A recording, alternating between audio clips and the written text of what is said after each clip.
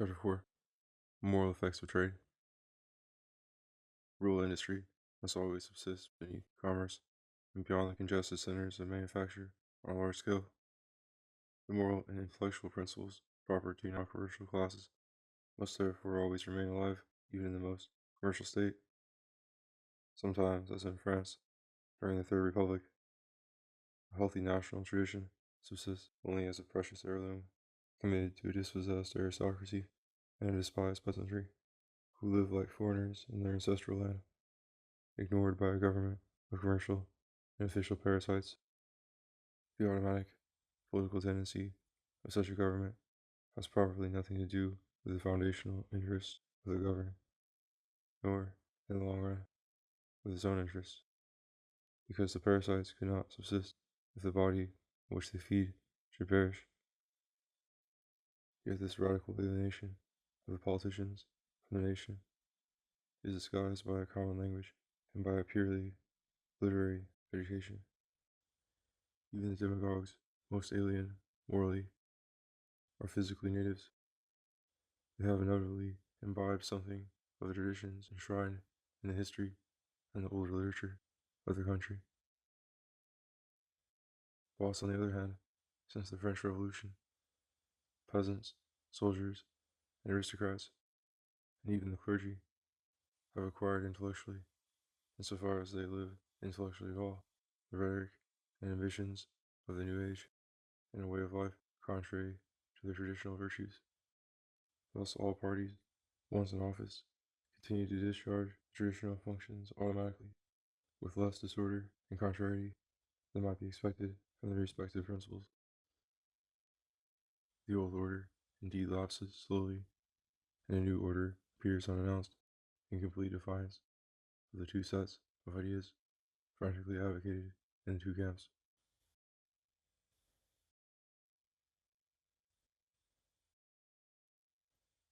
In England, first with Protestantism, and then with the fall of the Stuarts, a plutocracy bred by commerce began to recruit the old landed aristocracy, and gradually dropped the feudal local military domination that it originally exercised. Its preeminence has become merely social, administrative, and professional, and its much less princely way of living might be charged in the national economy to overhead expenses or directors' salaries.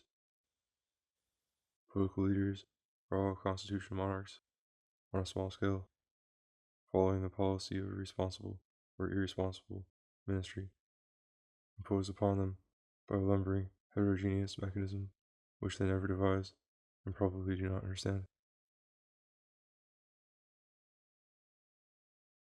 English national policy, without losing a certain refinement of form, has thus become essentially commercial, with this dangerous aggravation that the population has far outgrown the resources of the land, and has become, for half its substance, a parasite on other nations.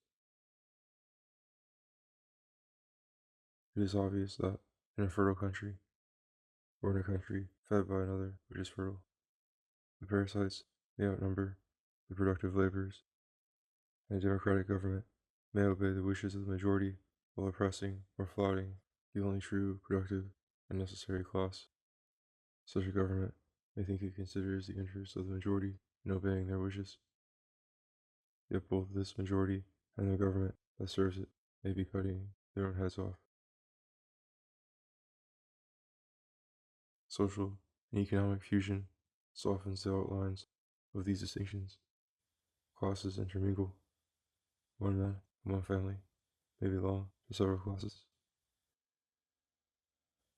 and the moral and intellectual atmosphere breathed by all may be almost the same, in spite of radical divergence in their primary interests. The Church of England, for instance, was meant to be, and in part is, a means of unifying politically the most crying material and religious conflicts. In doctrine and in spirit, it is an indescribable chaos, yet it serves its purpose all the better for this intellectual disorder when considered as an emotional invention or ceremonial means of creating a sense of unison, where no moral unison exists, nor is this narcotic function merely social. The chaos in the private mind is soothed by the same influences. Nice people thereby reinforce their nice feelings, and a sham front of religious solemnity hides the moral insecurity of life, slowly losing its local roots and ancient loyalties. Not that commerce does not impose a definite morality, which may become traditional. Puritanism, and Protestantism generally, is a tradesman's religion. On the social and political side, it enjoins a morality productive of prosperity and material progress, and on the mystical side, it excites the self-consciousness and metaphysical agony of a lost soul alone with the Absolute. But this extreme privacy and personal independence is not so contrary as it might seem to that social positivism. The arbitrary and mediocre character of the latter, and its petty, meticulous, and joyless duties, throw a spiritual ardor, when this exists, all the more violently upon abstract speculation.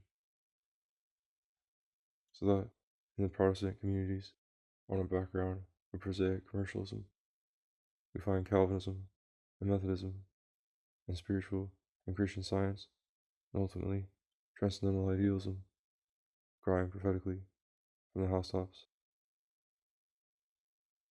These persuasions borrow a good deal from the business world in which they appear. For one thing, they all approve, foster, and sanctify business, and they keep their ideality so thin, so amiably infinite, and privately visionary, as not to make any incongruous inroads into business life, but merely to supply a safety valve for the spirit that might otherwise become explosive. Moreover, rectitude, integrity, fidelity to duty, earnest acceptance of public prejudice, or no less earnest advocacy of some moral hobby not yet publicly dominant, are characteristics of a commercial society. Such a society requires these vital forces to cement its mechanism and to keep the private mind and heart docile to the industrial work in hand. This, indeed, is what still makes religion and morality such a solemn matter, about which scurrilous doubts are to be repressed severely.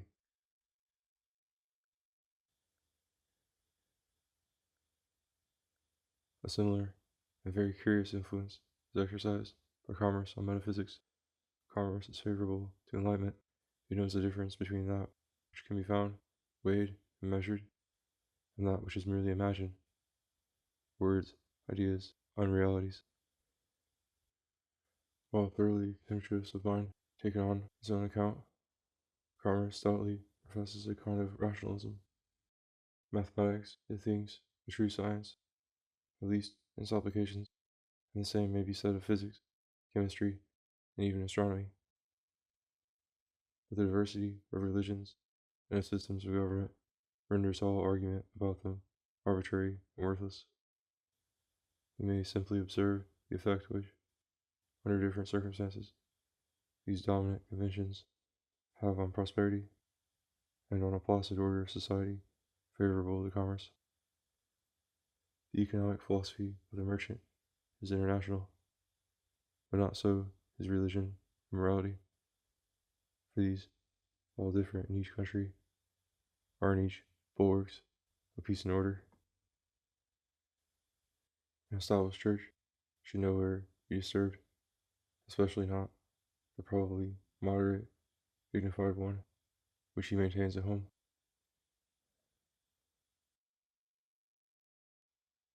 The less meddlesome it is, the better. Its function is to keep people satisfied with themselves, with their social order. Variations may be tolerated, and refugees from other countries may be hospitably received. It may add, if not too numerous, a valuable element to the industry of the country, but only if, at the same time, the orthodox native religion and system of government are defended and transmitted, not indeed unchanged. There is no intrinsic value in any one doctrine or law. but with enough continuity to maintain the distinctive morale and working power of the people. Commerce is favorable to positivism in philosophy, that sort of enlightenment which conceives that by overcoming a few needless prejudices, all mankind might easily settle down in perpetual peace to exchange the greatest possible number and variety of objects. Also, the greatest possible number and variety of ideas, because ideas are cheap luxuries, satisfying and harmless. Liberty, then, in matters of opinion, and, save as regards crimes against property, liberty, and personal safety. The protection of business naturally presupposes the protection of life. A man of business must not be interrupted or coerced by threats to his person. For him, such foolish practices as dueling or carrying arms are anachronisms. His legal rights are defended by the law, and he laughs at imaginary injuries. In case of libel or unprovoked domestic infidelity, he feels honorably indemnified by divorce and damages. Such things may secretly distress him for the moment, but he is too proud to allow them to interrupt his public activities or prevent his deserved happiness. A strong man, he thinks, is all the stronger for not relying too much on other people's virtue. Virtue is its own reward, and vice its own punishment.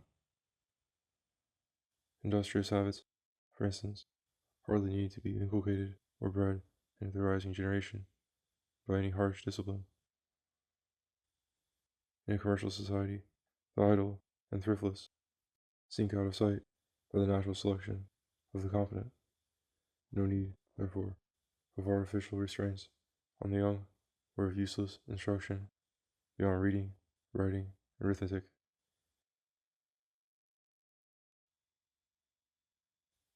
Not that the higher culture is excluded in such a society, but it floats ornamentally at the top, like religion, sport, and social amusements. Nor does this render such culture inferior. On the contrary, while a rooted national and moral culture would necessarily be one-sided and narrow, a loosely floating, supervening culture may be universal. Universal culture is preserved in books and in museums. There it may be reabsorbed by specialists in each generation, and a fresh crop of criticisms, histories, and biographies may continually diffuse the traditional treasure, augmented by the contribution which the latest critics supply. The best part, if not the whole, of criticism will soon be to criticize previous critics. Through this rich prism, as well as through that of its own particular temperament, the public will view with interest an ever-changing perspective of the past, of the present, and of the future.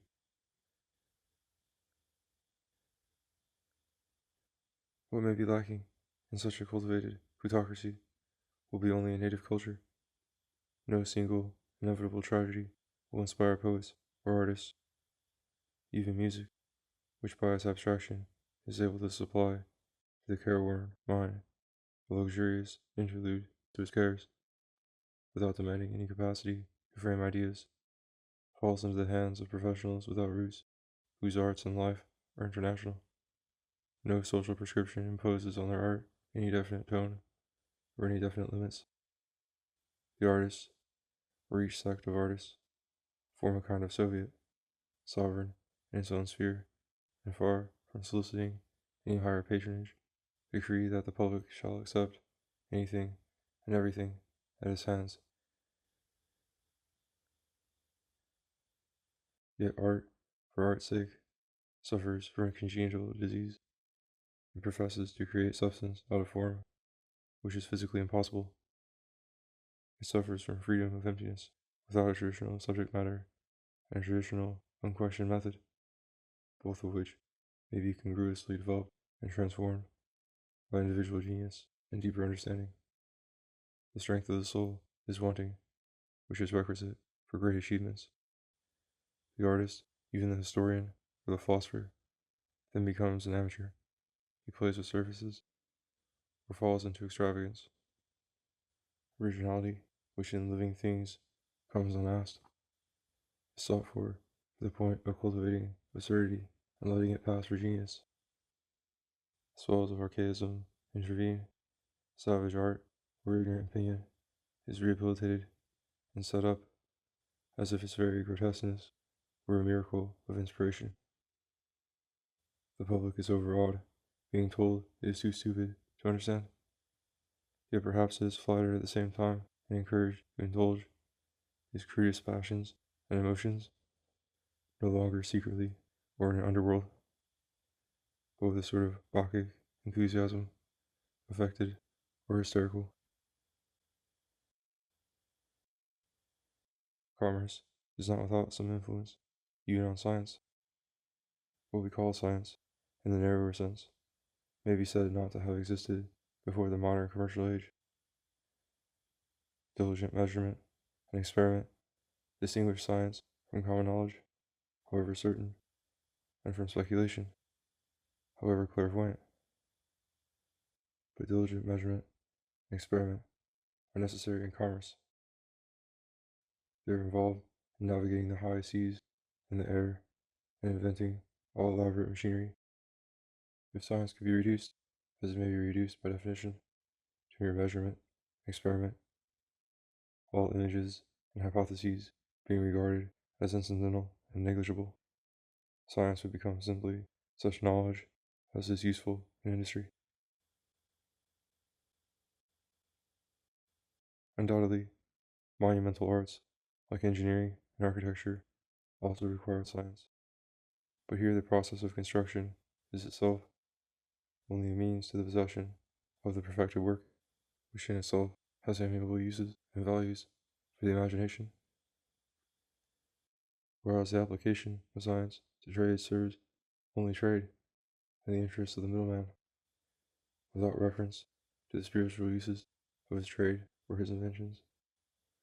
It might rather be said that trade and the selfish interests of the middleman have unintentionally done mankind a service in stimulating enormously the pursuit of physical science, which is a spiritual good in itself, and this even if wireless communication, airplanes, and atomic bombs proved in the end a curse to mankind.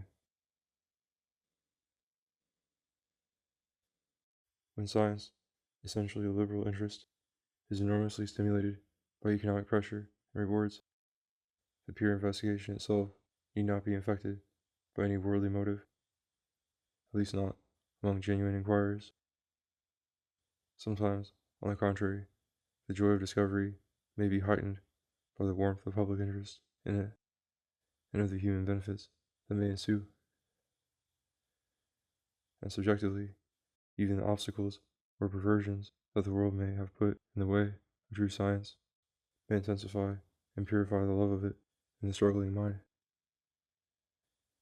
as we may feel in the case of Michelangelo, whose genius was harnessed by official demands and taboos, how his love of pure beauty was sublimated the more he saw and depicted the contrariety and vanity of the passions that made the spirit so dreadfully groan and writhe under their weight.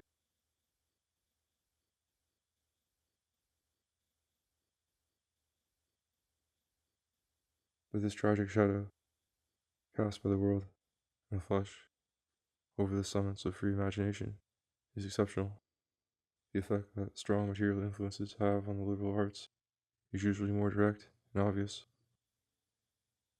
A prosperous society tends rather to increase the number of artists, intellectuals, and scientific experts, while transforming their quality. They all become more ambitious and less disciplined, none apprenticed, and all original masters. A public composed of capitalist patrons will prove individually very critical, but without any common taste or criterion. The problems presenting themselves for solution will be miscellaneous and constantly more technical and mysterious. Any subject and any method will do for a fresh professorship, but it will not serve for long. The ground will be constantly quaking, and the edifices will never be consistent or complete. Commerce will have produced loose wealth without a function, and omnivorous taste without a standard. It will have multiplied the materials of the liberal arts and dissolved their types.